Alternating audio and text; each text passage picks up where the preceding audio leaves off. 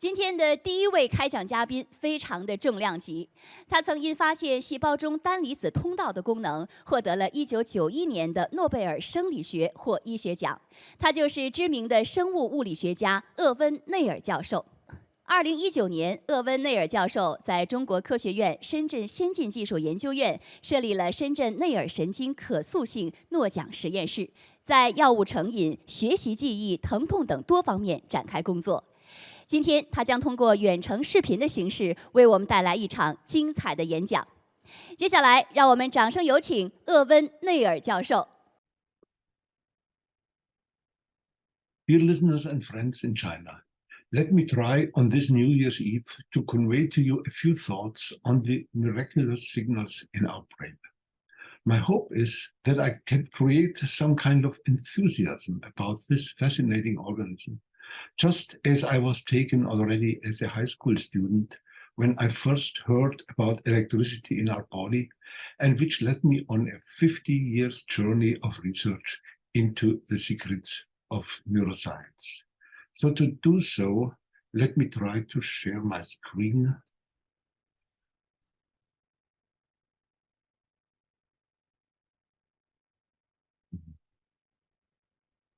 Okay. And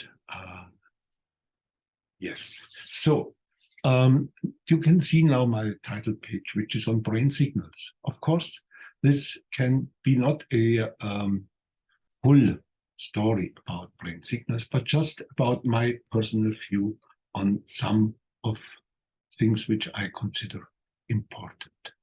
Let me start with these beautiful drawings of Ramon y Cajal, a Spanish neuroanatomist who more than 100 years ago showed us through his beautiful drawings that our brain is a network of about 10 to the 12, I mean, that's what we know now, neurons, each of which is connected with thousands of other cells via synapses, so-called synapses.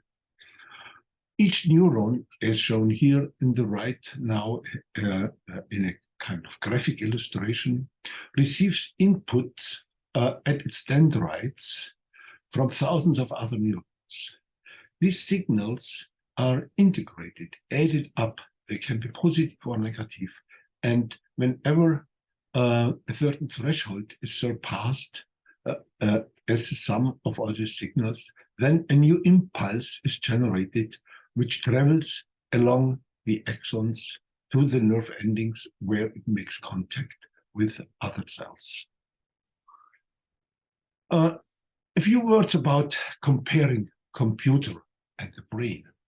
On the left, you see Apple's M1 Ultra chip circuit board layout, which has about 1.14 10 times 10 to the 11 transistors. Now, this number is already comparable to the number of neurons in our brain, which is estimated to be about 10 to the 12th. However, given Moore's law, which says that the transistor count on commercially available microchips doubles about every 2 years, it will take only about a dozen years that the number of transistors on a chip will match that of neurons in the brain.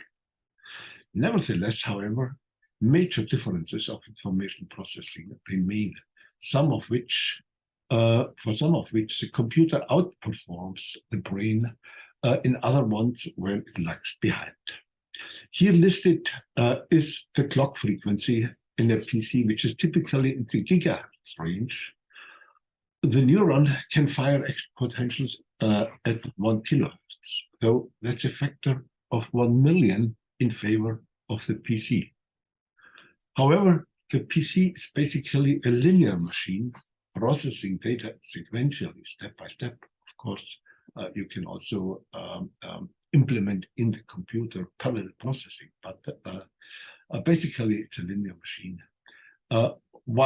While the brain operates highly parallel, with most of its elements being active simultaneously all the time.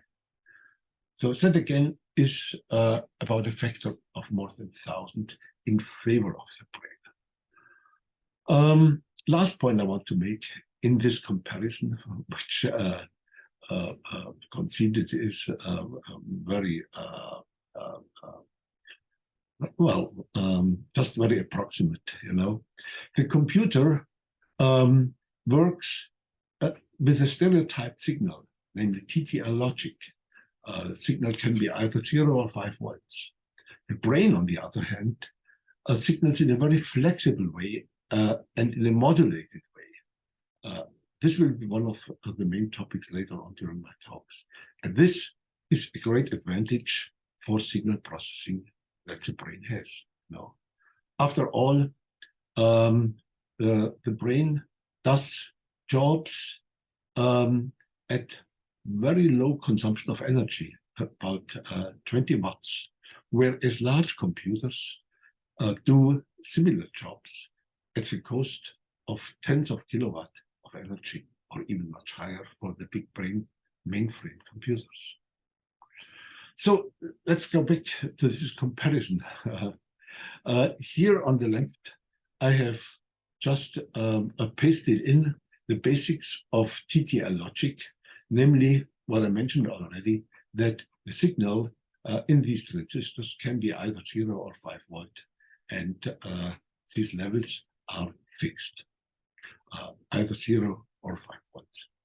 On the other hand, in the brain, there is also some long-distance signaling in all or nothing mode, namely the nerve action potential, which is a short electrical pulse of about 100 millivolt or 1/10 of amplitude. I will come back to that in a moment. But the big difference is that in contrast, synaptic transmission, the signal transfer from one cell to another one, is graded and plastic. Both synaptic strength and also the excitability, the ease by which an action potential is elicited, are highly modulated. And this is essential for signal processing in the brain. Okay, so let me come to my first topic, namely the nerve impulse, one of the two main signal processes. Let me repeat that, like any other cells, a neuron, as you see here in this sketch, which I showed already before, each cell is surrounded by a membrane which acts like an insulator, which separates electrically the inside from the outside. And then there are these processes, as I mentioned already, the axon, which is a cylindrical tube-like protrusion, which can act like a cable, which conducts electrical signals. And this phenomenon actually was the one which I mentioned already, which guided me into my research work. Because at the time when I was a high school student, it was not long ago that British researchers, Hodgkin and Huxley, actually found out the basis of why a nerve fiber is able to generate this electrical signal, this propagating wave, namely by their experiments on the squid giant axon, a very thick nerve fiber they used as their experimental model, and where they showed that when you depolarize the membrane across this cable, so to speak, you elicit electrical currents in a very special way. Namely, when depolarizing the membrane, you first see an inward current of sodium ions, followed later by an outward current of potassium. They cast the kinetics of these intrinsic changes in permeability of the membrane into differential equations, and could show that actually a cable, the membrane of these properties, can generate a electrical wave which travels along the axon. So this was known. It was known at the time when I entered the field that the action potential is a consequence of changes in nerve membrane permeability. But the big question at the time was, what is the mechanism of this permeability changes? Why does the membrane become permeable? Let me just point out once more, this is a recording from my own thesis, which I performed in Munich at the Max Planck Institute for Psychiatry, where I studied such electrical signals in snail neurons. And what you see here is that when you depolarize the nerve membrane and do this in a gentle way, not much happens. The voltage relaxes back after stopping stimulation. But if you then stimulate stronger and surpass a certain threshold, suddenly this phenomenon happens. The membrane becomes so permeable to sodium. Sodium ions rush into the cell, make the inside positive, followed by potassium ions rushing outwards, making the membrane potential negative again. So this was the state of the knowledge. And in the 1960s, when I did my PhD work, there were many ideas proposed to explain why the membrane might become permeable in a very ion-specific way. And while we were students still, Bert Sackmann, with whom I later won the Nobel Prize, myself, we wanted to prove the ion channel concept as formulated by Huxley, namely that there would be gates or channels which open and close, and we wanted to prove this concept by showing that there are step-like changes when these gates open and close. We had a problem, namely the signals to be expected from single ion channels were very small, and we had to improve the sensitivity of current measurement by a factor of 100 to 1,000 in order to succeed. So we came up with a new technique, which is now known as the so-called patch clamp technique. It's a very simple idea. You place a measuring electrode, which is filled with saline, touchingly onto the surface of the cell, hoping that maybe on this patch of membrane, that's where the name patch clamp comes from, on this patch of membrane, there might be an ion channel, a pore-like protein structures. This was the idea, embedded in a plasma membrane, which is a lipidic membrane, and when we apply a voltage across here and measure the current in with a very sensitive amplifier, we were expecting to see currents through single channels at much higher resolution and thereby be able to resolve these steps. And actually we were successful. What you see here are recordings relatively later during our study where we measured the currents, not those through the electrically excitable membrane, but we measured currents elicited by the neurotransmitter acetylcholine. And what you see here is the ups and downs when single acetylcholine channels open and close in response to the neurotransmitter, as shown here. And the idea is, which at the time was also confirmed by biochemists, that there would be membrane proteins, and in that case, specifically the so-called acetylcholine receptor, which has binding sites for the neurotransmitter acetylcholine. And when the transmitter binds, the molecule undergoes a conformational change, thereby opening a passageway for ions through the channel. And this is what you see up here, a channel opening, closing, opening, closing, and so on. So 1 or 2 years later, a postdoc in my lab, Fritz Sigworth, then also succeeded to answer or provides a proof for the original question, namely the electrically excitable sodium channels, which, according to Hodgkin-Huxley, are at the basis of the nerve impulse. And what Freud could show is that when he repeatedly depolarized the membrane of a excitable muscle fiber, he saw these blips, these little transient changes of inward current. And when he added up many of these recordings, he got the inward current exactly as shown before by Hodgkin-Huxley in the squid giant axon.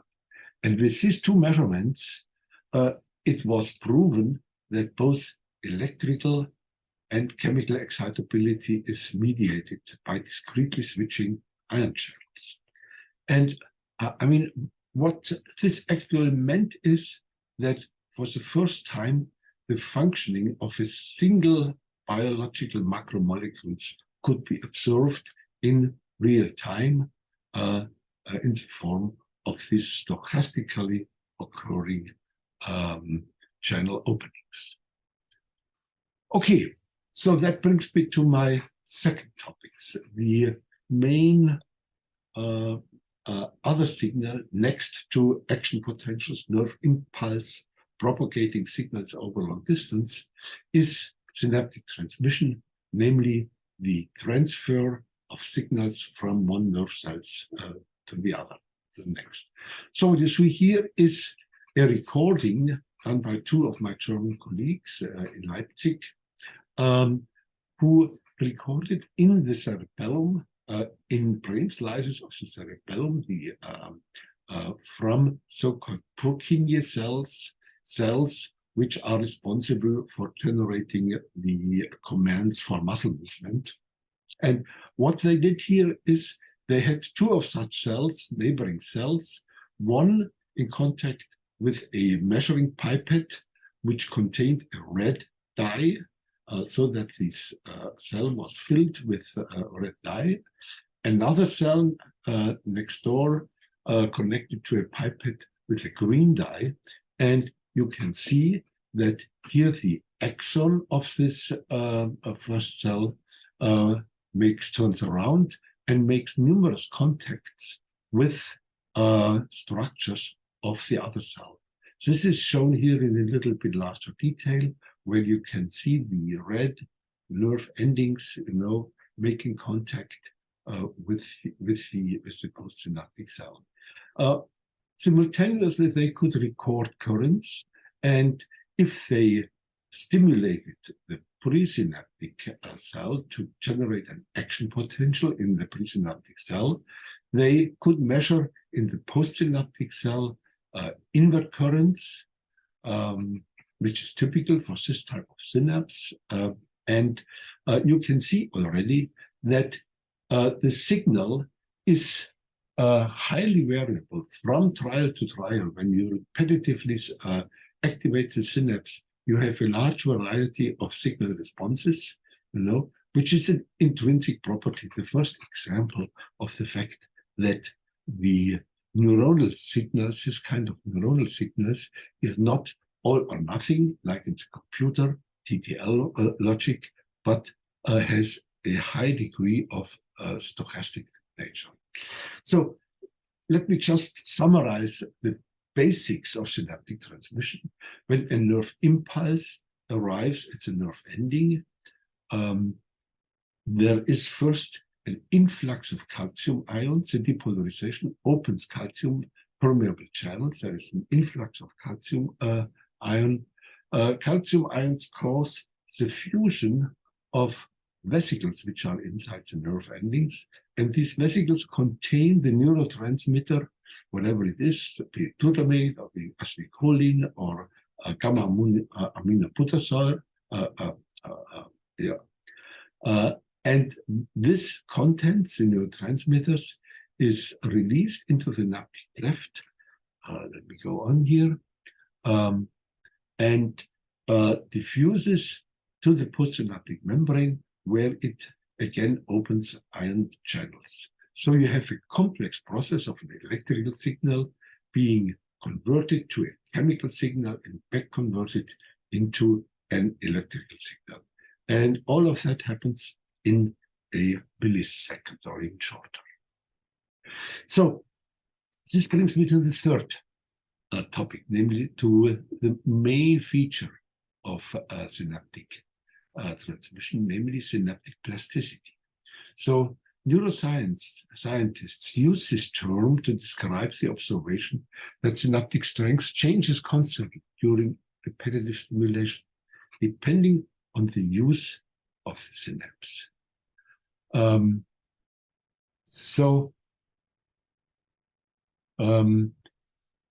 Synaptic plasticity, I'm sorry. Synaptic neuroscientists use this term to describe this fact, and they are convinced that plasticity of the synaptic strength underlies the complex information processing of the central nervous system and is at the basis of learning and memory. The fact that the connections in the brain constantly change provides a possibility of forming memory and of learning. And these changes can occur on many time scales from milliseconds to years. So plasticity, as neuroscientists are convinced, enables experience-based brain development. The brain reacts to experience and to the way it performs. This involves learning and memory.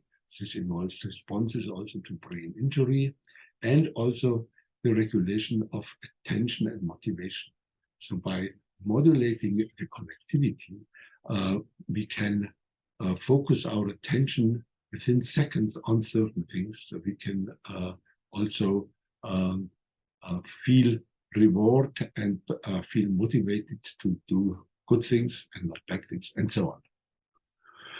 So the timescales of plasticity are from milliseconds, as I said already. There is a very fast form of plasticity, which is called paired pulse facilitation. There is the opposite, a kind of short-term depression, which again happens on the 10 milliseconds per second scales. There are intermediate forms of plasticity.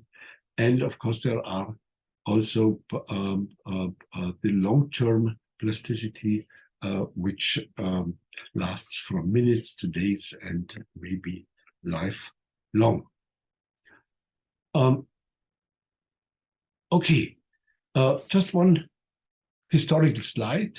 The big advance in understanding of long-term potentiation came when Terry Lomo and Timothy Blyth in England showed this phenomenon of long-term potentiation. Namely, what they did is they studied signals in the hippocampus. They measured extracellular potentials, stimulating with a very low frequency rate. So they found a stable kind of transmission, but then they gave what's called a tetanus, a short burst of high frequency stimulation. And what they observed is that when they ended this burst, the synaptic response was highly enhanced, about 5-fold. Most of this enhancement dropped back to an intermediate level, but then this level, which was still elevated by 100%, then persisted over minutes, And this finding created much attention because it's exactly what theoretical neuroscientists postulated should happen when a neuronal network, a system of interconnected neurons, is supposed to learn. On the other hand, short-term plasticity, I show here two examples of short-term plasticity. Both at synapses of in the cerebellum of these Purkinje cells, which I already showed before. And you can see that in one type of synapse in this structure, you see a strong depression when you stimulate the synapse at a high rate. In another a synapse on the same Purkinje cells, you see exactly the opposite. There is an increase in synaptic strength with continuous stimulation. So each type of synapse, in this sense, has its own personality, and this is also important for the signal processing.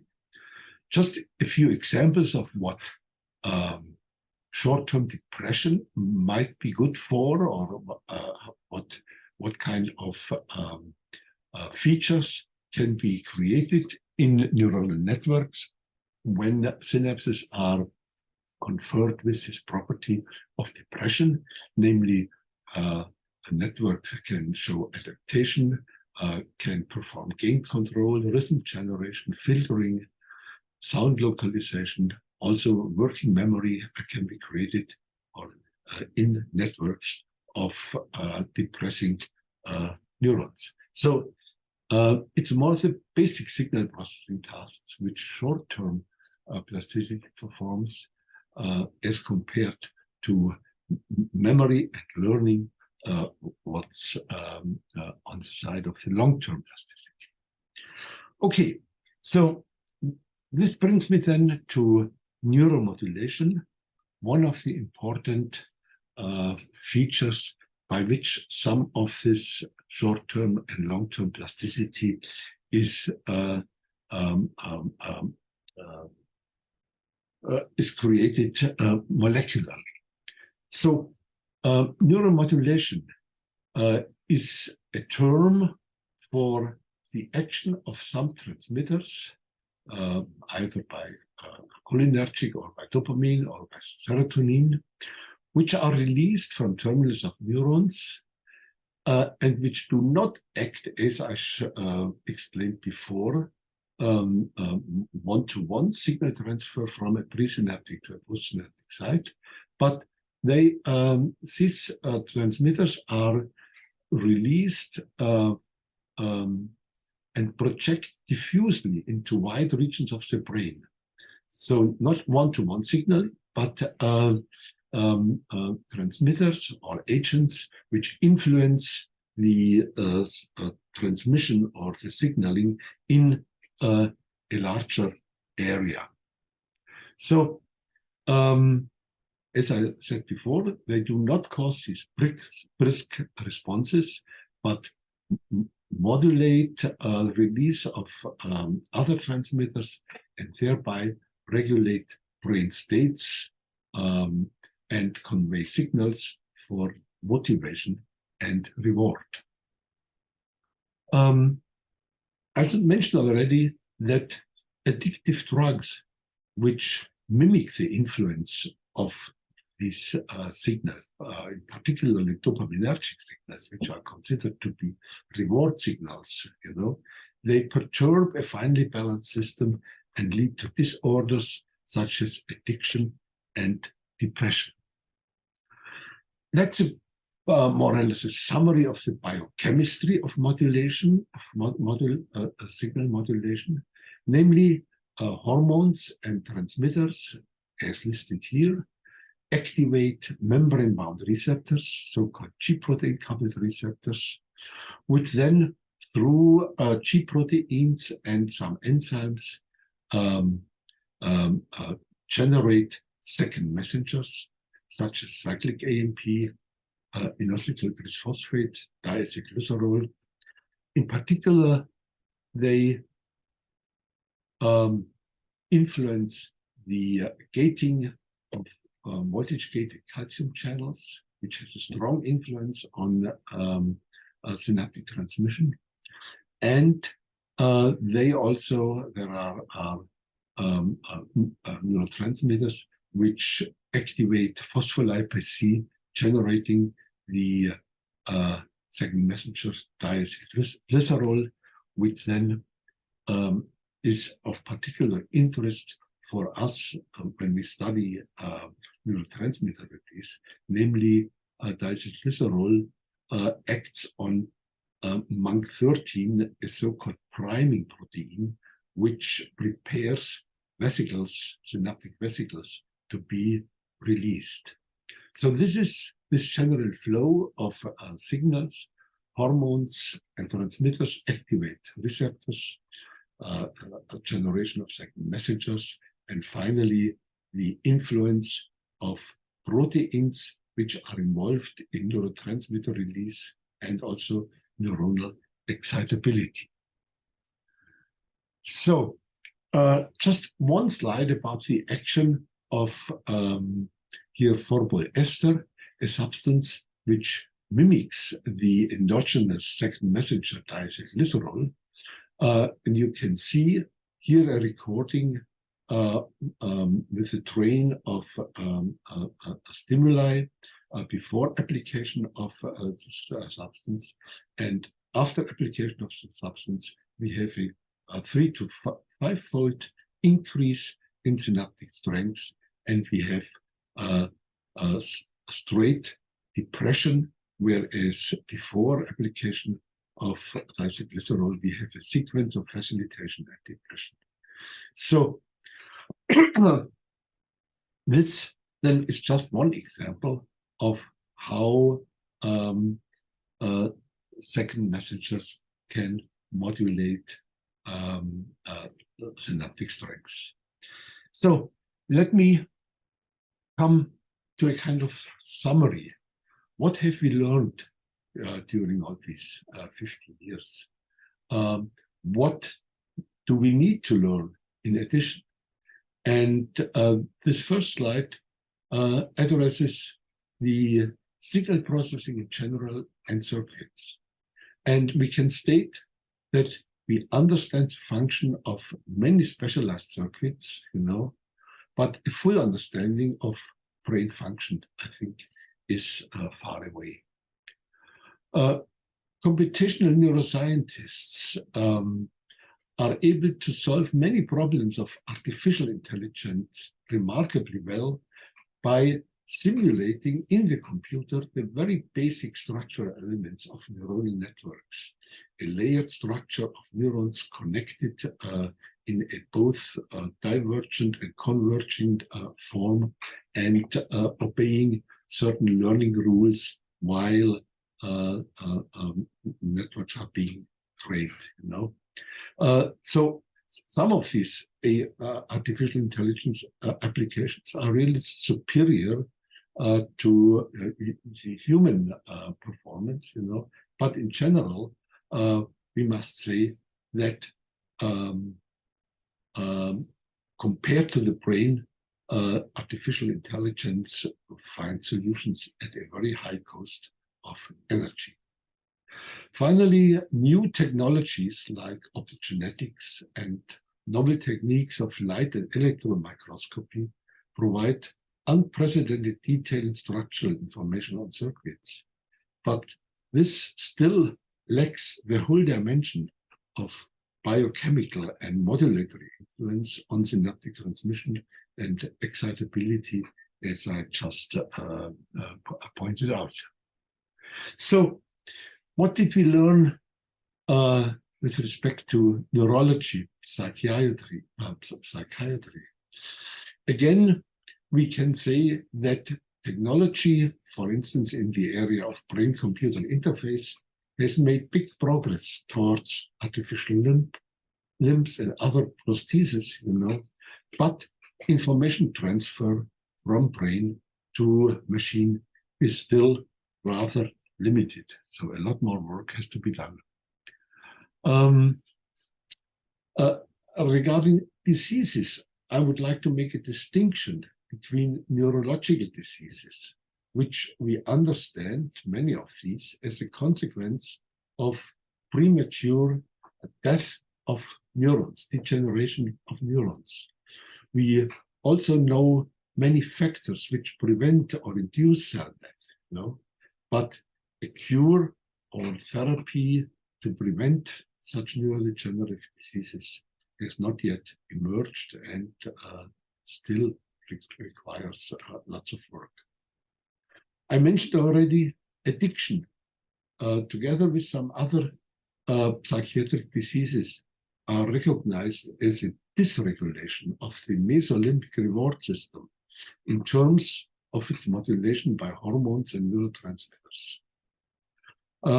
But again, we are just at the beginning to sort out all the different different pathways in the brain. It's a delicate network of signals, and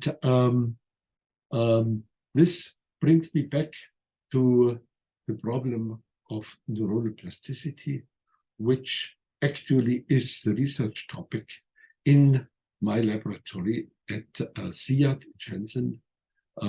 So I'm very proud and feel privileged to be able to guide a young group of researchers who all work around the problem of neuronal plasticity, including its positive aspects, namely learning and memory, trying to understand the basics of it, but also the bad aspects like drug addiction and chronic pain. You know, I mean, the issue is that while the synaptic plasticity is beneficial for learning and adaptation, its dysregulation, particularly the interference of this delicate network with drugs of addiction and stress, leads to serious mental problems. So here are these researchers in my lab, Yin-Chi Zhu, Tao Zhao, Tianwen Chan, Ziqiang Meng, Suxin Chen, Bo Chen, Jin Bao, Shu Wencheng, Kuiku Su, who all have international, ample international experience in the most advanced methods and approaches of neuroscience. And together with these young people, I'm looking forward to a future in which we hopefully understand the signal, the brain, to the degree that we can develop cures and treatments for some of these very devastating diseases which concern our brain. So, just to sum up, 1 core questions, 5 research directions. The topics are principles and mechanisms, learning and memory, maladaptive synaptic plasticity and drug addiction, neural plasticity mechanisms of affective disorders, and chronic pain. So, thank you for your attention. 非常感谢厄温内尔教授带来的精彩演讲，也期待未来您来中国的时候，能够有机会和我们的科学爱好者们进行面对面的、更加深入的交流。再次感谢您。